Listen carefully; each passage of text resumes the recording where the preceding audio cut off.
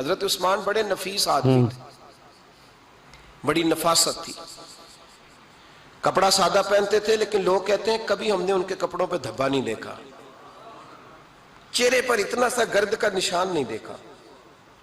ہمارے ملک میں سب سے زیادہ خرچہ میک اپ کا آتا ہے، پتہ ہے آپ کو؟ جی اب اگلی جو بات کرنی ہے اس پہ اپنے آپ کو وقت کتنا دیتے ہو، سجنے میں، سورنے میں، تیار ہونے میں کتنا وقت لگاتے ہو؟ فرمانے لگے حضرت عثمان نے کہا نہیں اتنا تو ٹائم ہی نہیں ہے کہ اپنے آپ کو دیا جائے۔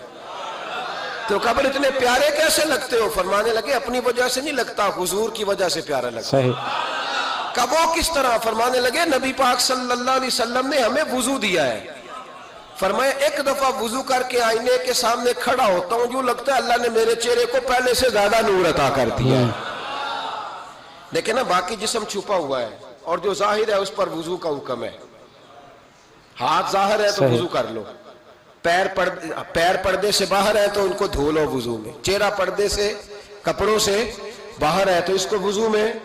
تو عثمان غنی فرماتے 5 وضو تو میں تازہ کرتا ہوں، پچھلا ہو بھی تو نئی نماز تازے وضو سے پڑھتا ہوں۔ اور فرماتے اگر میرا قرآن مجید کھولنے کا ارادہ بن جائے تو پھر وضو 6 بھی ہو جاتے ہیں، اور تہجد کے وقت اٹھوں تو 7 بھی ہو جاتے ہیں۔ فرماتے ہیں علیحدہ سے درود پاک پڑھنے بیٹھوں تو پھر 10-11 وضو بھی ہو جاتے ہیں۔ میں وضو کرتا رہتا ہوں تو اللہ تازگی عطا کر دیتا ہے۔